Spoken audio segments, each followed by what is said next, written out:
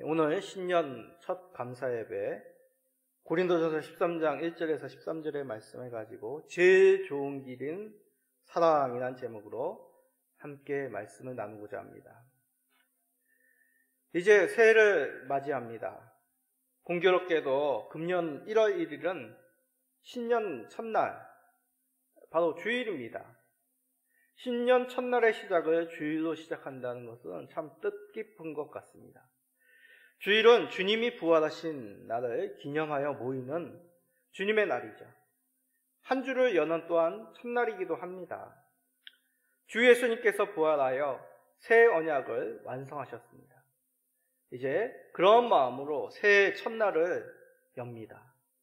이 첫날을 주의 약속 붙잡으시며 힘차게 시작하시는 모든 성도님 되시기를 간절히 축복드립니다.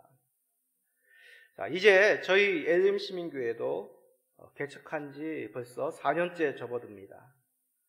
4년째 접어들면서 교회 사역에 대해서 전반적으로 살펴볼 때가 됐음을 깨닫습니다.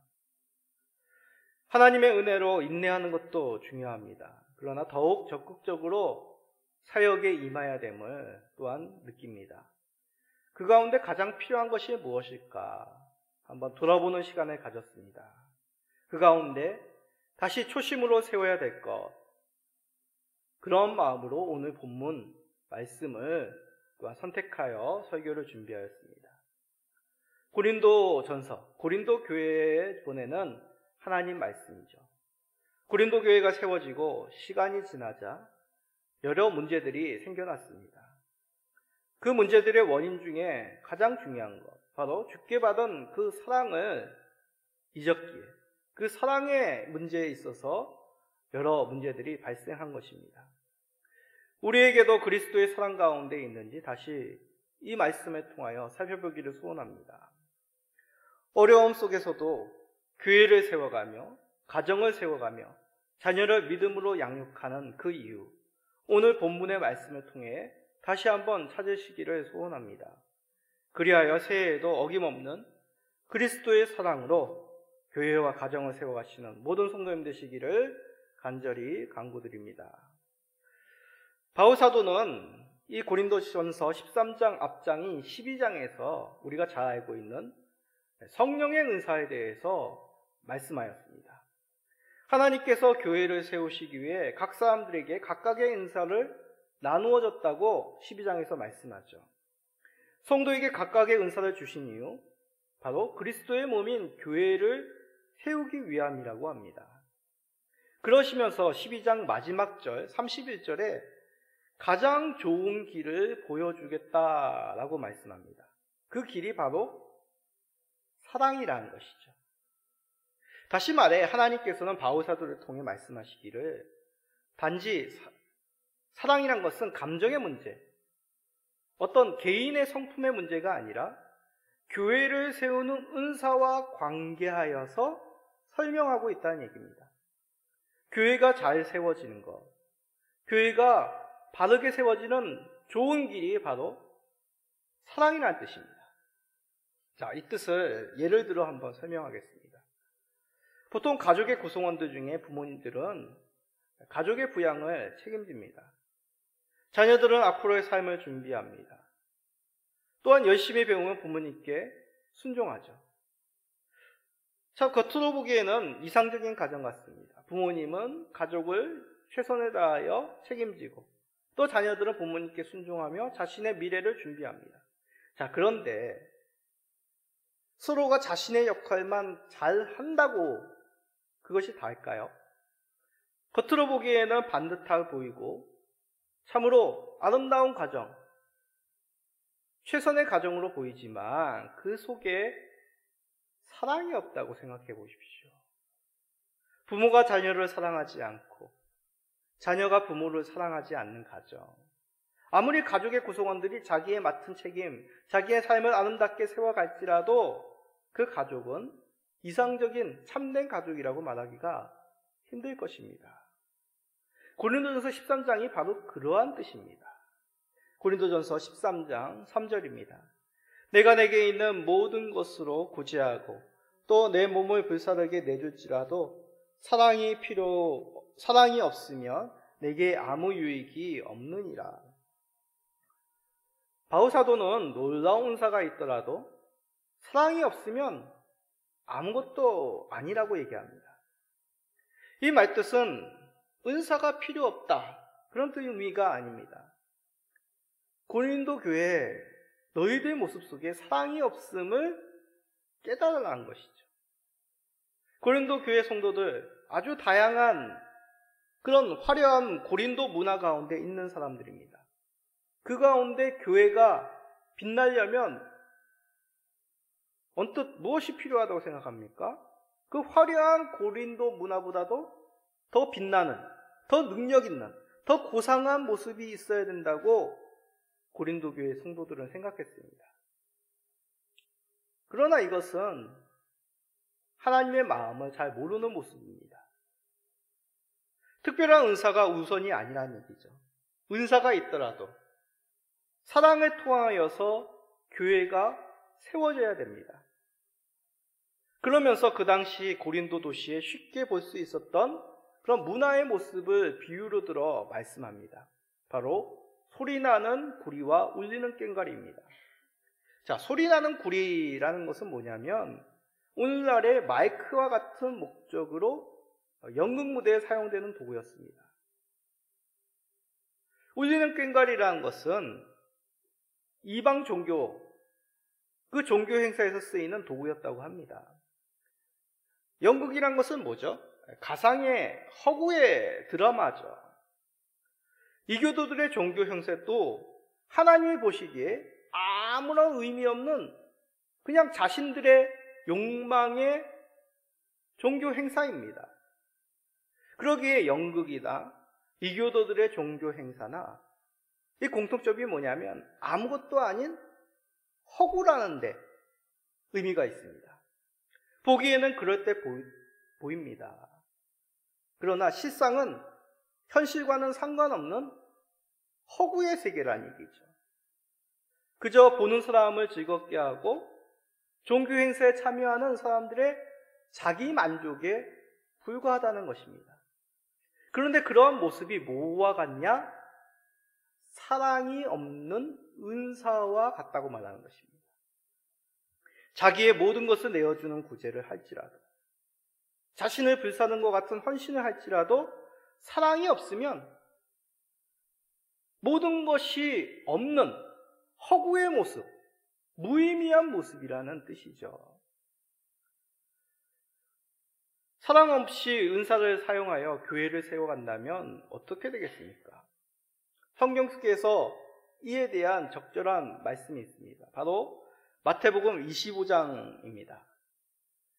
마태복음 25장에서는 예수님께서 종말의 심판에 대한 비유로 말씀하십니다. 신랑을 맞이하는 열처녀의 비유, 달란트를 맡은 종의 비유, 임금의 오른편과 왼편에 대한 신하들에 대한 심판의 비유. 이 중에서 세 번째 비유인 임금의 보좌 앞에 있는 왼편과 오른편에 있는 신하에 대한 비유를 주목하십시오. 임금의 왼편에 있는 사람들에게 임금은 엄중한 심판을 내립니다. 이에 대해서 왼편 사람들은 임금에게 억울함을 호소하죠. 자신들이 언제 임금님을 무시하였다는 것이죠. 언제 임금님을 돕지 않았냐고 하소연합니다. 이 왼편에 있는 사람들이 말하기를 오른편에 있는 사람 못지않게 열심히 임금을 섬겼다라고 말합니다. 그런데 임금은 당혹스러운 대답을 그들에게 들려줍니다. 마태복음 25장 45절입니다. 이에 임금이 대답하여 이르시되 내가 진실로 너희에게 이르노니 이 지극히 작은 자 하나에게 하지 아니한 것이 곧 내게 하지 아니한 것이니라 하시리니. 자, 이 말씀을 이해하려면 이스라엘의 공동체에 대해서 먼저 이해해야 됩니다. 이스라엘은 믿음의 공동체이죠. 그러기에 이웃이란 것은 오늘날 한국 사회에서 같이 사는 이웃이 아니라 믿음의 공동체라는 얘기입니다. 그러기에 이웃들이 줄이고 어려우면 당연히 하나님 나라의 같은 백성으로서 그들을 돌보아야 됩니다. 이것이 이스라엘을 다스리는 임금, 하나님 법이죠. 그러나 왼편 사람들은 어떻게 했습니까? 이러한 임금의 뜻과 상관없이 이웃을 돌보는 일에 인색한 것이죠. 즉 하나님 나라의 공동체 속에서 지체들을 사랑함이 적었다, 인색하였다는 의미입니다. 그런데 이에 대해서 임금은 엄중한 심판을 내립니다.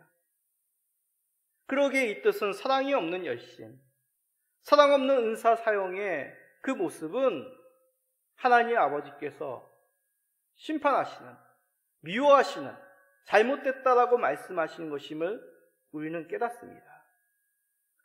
하나님이 보실 때 사랑 없는 열심, 사랑 없는 은사는 무가치하고 덧없는 모습이라고 말씀하시는 것이죠. 이것을 통해 우리가 교회를 세워가는 그 중심이 무엇이어야 되는지를 깨닫습니다. 우리 교회의 모든 사역의 중심이 주 안에서의 사랑임을 기억하시기 바랍니다. 그리하여 새해에 이 교회를 세워가며 주님의 그 사랑, 주의 사랑으로 가득하게 이 공간을, 또한 우리들의 마음을, 우리들의 가정을 채워가시는 모든 성도님 되시기를 간절히 간구드립니다. 자, 그러면 이 말씀 속에서 우리가 질문이 자연스럽게 생깁니다. 그럼 사랑이 뭡니까, 목사님? 그런 점에서 고린도전서 13장은 사랑의 실질적인 모습을 우리들에게 설명합니다. 우리는 보통 사랑하면 뭐라고 생각하시죠? 감정의 문제라고 생각합니다. 사랑하는 마음의 문제라는 얘기죠. 그 사람에 대해서 난 사랑하는 마음이 없어.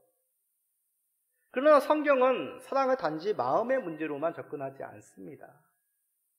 다적인 예로 하나님께서 우리를 사랑하심에 대해서 생각해 보십시오.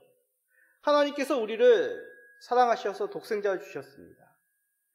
그것이 하나님의 마음으로 사랑하는 마음이 있어. 감정적으로 우리를 사랑하셔서 독생자를 주신 것일까요? 만약 감정의 문제로만 우리를 바라보셨다면 우리는 이 자리에 있지 않습니다. 심판받아 마땅한 것이죠.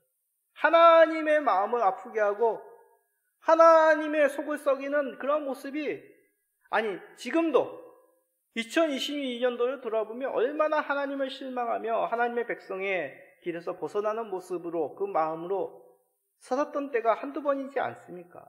만약 하나님께서 우리를 감정적으로 마음으로만 사랑하셨다면 우리는 심판받아 마땅합니다.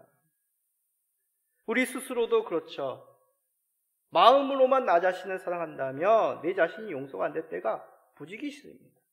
너무 내 자신이 실망스럽고 용서가 안 될 때가 많습니다. 그러나 하나님은 우리를 감정적으로 사랑하지 않습니다. 노아의 홍수 속에서도, 이스라엘 범죄함에서도 하나님께서는 자신의 성품, 자신이 하신 그 말씀, 약속을 쫓아 우리를 사랑해 주셨다는 것입니다. 그러기에 계속 우리들의 범죄한 그 모습, 하나님을 부인하는 그 모습 속에서도 우리를 대속하시기 위하여 자기 아들을 아낌없이 내어주신 것이죠. 하나님의 사랑은 약속 가운데 하신 실제적인 그 하나님의 사랑인 것입니다. 역사하시고 신실하신 그 하나님의 성품 속에서 하나님의 약속대로 우리를 사랑하셨음을 기억하시기 바랍니다. 그렇다면 우리가 품어야 될 사랑 또한 이 하나님의 모습을 닮아야 되지 않겠습니까? 다시 말해, 나의 마음을 따라 사랑하는 것이 아니라 하나님의 약속의 백성으로서 그 하나님의 모습을 바라보며 하나님의 성품 속에서 우리는 사랑해야 된다는 뜻입니다. 하나님의 약속을 생각하지 않는다면, 하나님의 언약을 생각하지 않는다면 우리는 하나님의 약속과 상관없는 언약된 백성이 아니라는 의미와도 같을 수 있다는 얘기죠. 그러기에 사랑은 하나님의 성품입니다. 하나님의 언약된 사랑입니다. 우리는 그러한 하나님의 신실하신 사랑 속에, 그 약속 속에 사랑해야 됨을 바라봅니다. 자, 이런 지식을 가지고 한번 말씀해 봅시다. 이런 하나님의 약속된 사랑, 신실하신 그의 성품 가운데 베푸신 사랑, 이것을 우리의 삶 속에서 실제적으로 드러나기 위해서 고린도전서 13장 4절부터 7절까지 총 15가지의 구체적인 모습으로 말씀합니다. 자, 먼저 실제적으로 행해야 된 두 가지 모습, 오래 참음과 온유함입니다. 이 두 모습은 내 속에서, 내면에서 행해야 될 실제적인 모습이죠. 자, 그 다음에 8가지 행하지 말아야 될 사랑의 모습이 있습니다. 뭡니까? 시기하지 않음, 자랑하지 않음, 교만하지 않음, 무례히 행하지 않음, 자기 유익을 구하지 않음, 성내지 않음, 악한 것을 생각지 않음, 불의를 기뻐하지 않음. 그리고 다시 적극적으로 행해야 될 5가지를 말씀합니다. 진리와 함께 기뻐함, 모든 것을 참음, 모든 것을 믿음, 모든 것을 바람, 모든 것을 견딤. 참 이 15가지를 보면 실제적임을 우리가 깨닫습니다. 사랑이란 것은 단지 한순간의 기분에 따라 행하는 것이 아님을 깨닫습니다. 이 15가지의 내용, 먼저 우리가 좀 구체적으로 살펴봅시다. 먼저 우리가 행해야 될 것 2가지, 오래 참음과 온유함입니다. 이 오래 참음과 온유함은 우리의 개인의 내면 속에서 행해야 될 것이죠. 오래 참음이란 것은 성급하지 않는 마음입니다. 여유를 가지는 것이죠. 그 여유로움 속에서 무엇이 나타나냐? 온유함이 나타납니다. 온유함이란 것은 친절이죠. 이러한 사랑의 내면적인 준비, 바로 여유로움 속에서 친절함이 생긴다는 얘기입니다. 이러한 모습, 그런 것이죠. 갓난아기가 엄마에게 칭얼대며 뭐라고 투정을 부립니다. 그럴 때 오래 참음과 온유함이 있는 그 어머니는 그 아이를 빙그레 웃으면서 조금 더 그 달래는 마음, 달래는 모습, 넉넉함과 느긋함과 조금 시간의 여유를 두고 친절하게 그 아이를 달래는 어머니, 바로 이것이 그 아이를 사랑하는 오래 참음과 온유함이라고 할 수 있습니다.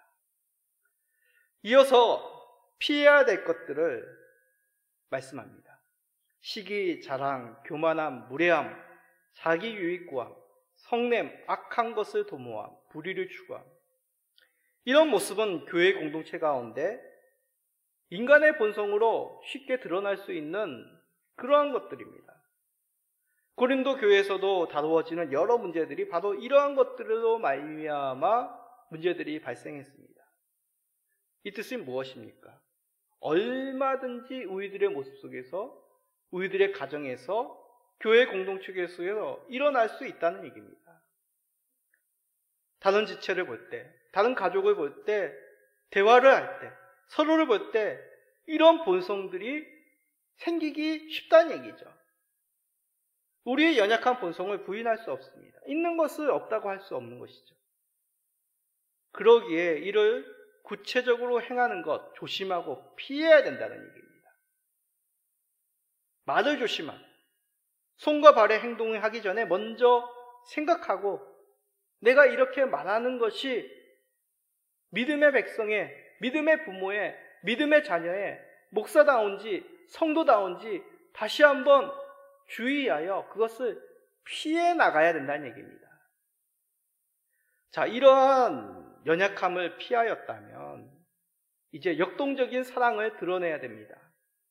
진리와 함께 기뻐하고 더욱 참고 더욱 믿고 더욱 소망하고 더욱 견딤으로 사랑은 드러나게 됩니다. 여기서 우리말 번역은 모든 것이라는 그런 단어를 붙입니다. 최고조에 다다르는 그런 뜻이죠. 하나님의 말씀을, 진리를 기뻐하고 더욱 참고 믿고 소망하고 견디는 그 사랑의 모습을 있는 모습 속에서 더 한 발자국 나가고 힘이 다하도록 최선으로 더하라는 의미이다. 다른 사람들이 이렇게 하니까, 예전에 이렇게 하니까 그것을 뛰어넘어 할 수 있는 대로 최선을 다하여 행하라는 것이죠. 그렇습니다. 사랑이란 것은 소극적인 것이 아니라 예전보다 더욱 적극적으로 행해야 될 모습, 바로 진리와 함께 기뻐하며 믿고 소망하고 견디는 그 모습을 더욱 행하라는 것이 사랑의 구체적인 모습이라고 말씀합니다.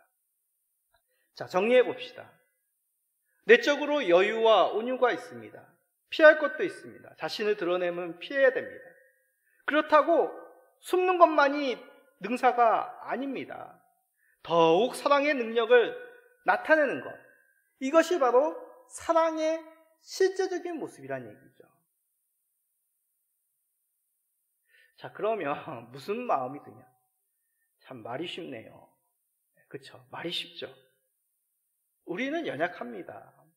실제적으로 이렇게 행하는 것이 정말 어렵습니다. 산에서 돌을 닦거나 그냥 나 혼자 살면 가장 쉬운 것 아니겠습니까? 그런데 우리 속에 실제적으로 이런 사랑을 행하신 분을 우리 하나님께서 보내주셨습니다. 그분이 누굴까요? 예수 그리스도이십니다. 요한일서 4장 11절입니다. 사랑하는 자들아, 하나님이 이같이 우리를 사랑하셨은즉 우리도 서로 사랑하는 것이 마땅하도다. 그렇습니다. 예수님이야말로 온유하시고 죽기까지 낮아지시고 사랑의 확증이 되셨습니다. 우리가 서로 사랑하는 것, 결국 예수님의 사랑을 쫓아 사랑하는 것입니다. 하나님의 사랑의 결정체는 바로 예수님입니다. 예수님을 닮는 것이야말로 우리가 온전한 사랑을 행하는 것이라는 얘기죠. 이것은 내 자신의 훈련, 그것으로 사랑을 이룰 수 없다는 의미입니다. 제자들을 생각해 보십시오. 제자들은 예수님 곁에서 3년 반 동안이나 예수님이 하시는 말씀, 예수님이 행하신 그 사랑을 보고 배웠습니다. 예수님의 성품에 다다를 수 있는 그 기회가 가장 많았던 사람들이 이 제자입니다. 그럼에도 제자들은 예수님이 십자가에 달리시기 전에, 예루살렘 성에 입성하기 전에 자기의 본성을 드러냅니다. 권세를 원했고 다른 사람보다 더 높아지기를 원했습니다. 이런 제자들이 언제 그리스도의 모습을 닮아 서로 사랑하였습니까? 우리가 사도행전을 쭉 살펴보았죠. 초대교회입니다. 자신의 것을 내어놓기까지 서로를 섬기며 살핀 사도들입니다. 초대교회의 사랑의 섬김의 모습, 그 있기까지 무슨 과정이 있었습니까? 바로 예수님의 부활과 승천과 오순절 성령 강림의 사건이 있었습니다. 다시 말해 십자가의 사건, 그 부활의 능력, 성령님을 통해 제자들에게 새겨지고 확증되어지고 고백되어짐으로 말미암아 제자들은 온전한 그리스도의 사랑의 의미를 깨달으며 삶 속에서 열매 맺었다는 것입니다. 우리라고 다르겠습니까? 우리가 온전히 예수님의 사랑을 행할 수 있는 것, 성령님을 통해서입니다. 그리스도의 십자가의 사랑을 온전히 깨달음에서부터입니다. 부족한 나를 주님의 백성으로, 주님의 자녀로, 믿음의 가장으로, 말씀의 사역자로 세워주신 것, 주 예수 그리스도의 사랑입니다. 우리가 주 예수님을 쫓아 여유로운 온유한 사랑, 진실하고 역동적인 주 예수의 사랑을 행할 수 있는 것, 성령님을 통한 예수 그리스도의 사랑 가운데 우리 옛사람이 죽을 때 온전한 사랑의 열매를 맺으심을 기억하시기 바랍니다.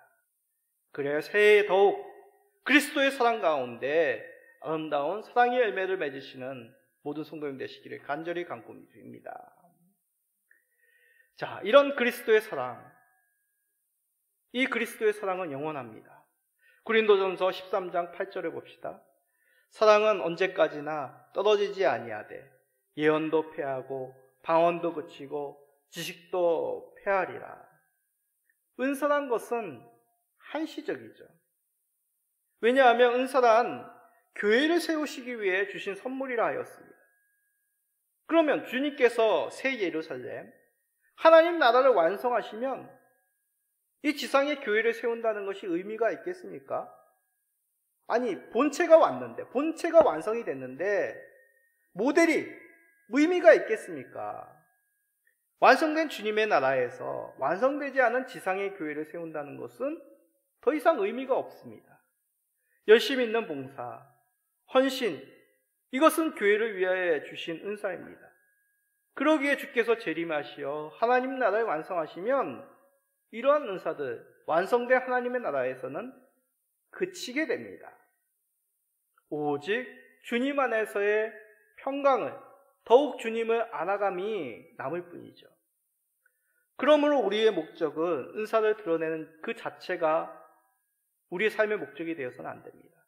그것은 단지 교회를 세우기 위한 도구이죠. 열심히 은사를 사용하는 것도 반드시 필요는 합니다. 그러나 그러한 은사를 사용해서 하나님 나라를 세워가는 것입니다. 그것이 목적입니다. 은사 사용하는 것 자체만이 남아서는 안 된다는 것을 기억하십시오. 그러면 영원한 것이 무엇이란 말입니까? 13절은 우리들에게 들려줍니다. 고린도전서 13장 13절입니다. 그런즉 믿음, 소망, 사랑 이 세 가지는 항상 있을 것인데 그 중에 제일은 사랑이라. 은사는 하나님 나라를 세우는 도구라고 하였습니다. 완전한 하나님 나라가 세워지면 은사는 그치게 됩니다. 그러나 믿음, 소망, 사랑은 어떻다고요? 영원합니다. 왜냐하면 믿음, 소망, 사랑은 하나님 나라의 속성, 하나님의 나라에 있어야 될 것이기 때문이죠. 그러기에 이런 것들은 영원합니다. 영원한 하나님의 나라에서는 믿음 또한 영원합니다. 소망 또한 영원합니다. 그러면 사랑은 어떻습니까? 사랑 또한 삼위일체신 하나님이 바로 사랑이시죠. 그러기에 하나님께서 사랑이시기에 영원하신 하나님과 같이 사랑도 영원합니다. 그런데 13절은 뭐라고 얘기합니까? 믿음, 소망, 사랑 모두 영원한데 그 중에 제일이 뭐라고요? 사랑이라고 얘기합니다. 여기서 얘기하는 제1은 first, 첫 번째라는 의미가 아니라 베이스, 근간이 된다는 뜻입니다. 하나님의 사랑으로 우리에게 자신을 드러내시고 예수님은 이 땅 가운데 오신 것입니다. 그러기에 우리가 하나님을 믿고 소망함은 하나님의 사랑으로부터 출발되었음을 우리는 깨닫습니다.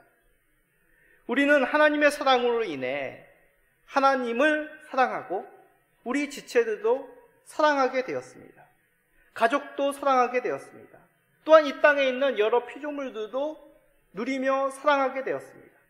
모두 주 안에서의 관계, 주 하나님의 사랑으로 말미암아 그렇게 되었다는 것을 기억해야 됩니다. 그러기에 모든 계명의 근간, 하나님의 사랑으로 말미암은 것입니다. 이를 통해 우리는 깨닫습니다. 혹시 우리가 교회와 가정사역에 있어서 힘을 잃는다면 주 안에서의 사랑이 우리 가운데 어떤 의미인지를 돌아보아야 된다는 것이죠. 여러 분석적인 추적 속에서 돌아가게 되는 것, 바로 하나님의 사랑임을 우리는 깨닫게 됩니다. 이 세상의 악한 영은 우리가 사랑해야 될 것들에 대해서 어떻게 해서든 사랑하지 못하도록 벽을 만들고 있습니다. 하나님과 교회와 가족 간의 벽을 만들고 심지어 자신조차도 사랑하지 못하도록 악한 영은 우리를 흐트러뜨리고 있습니다. 그런 때입니다. 그러기에 우리는 주의 사랑, 그 영원한 주의 사랑으로 말미암아 우리의 삶의 기초를 다져야 합니다. 우리는 하나님의 사랑 앞으로 다시 돌아가 하나님께서 우리를 사랑하신 것 같이 우리도 주를 사랑하기에 힘써야 됩니다. 이 하나님의 사랑은 결코 우리를 어떤 것으로부터 끊을 수 없는 하나님의 능력이십니다. 로마서 8장 39절을 우리가 마지막으로 읽어보고 말씀을 마치겠습니다. 읽어봅시다. 다른 어떤 피조물이라도 우리를 우리 주 그리스도 예수 안에 있는 하나님 사랑에서 끊을 수 없으리라. 아멘. 하나님의 사랑으로 다시 교회와 가족을 세우시기에 이 새해를 힘차게 그리스도의 사랑으로 말미암아 시작하시는 우리 모든 성도님 되시기를 예수 그리스도의 이름으로 축복드립니다. 아멘.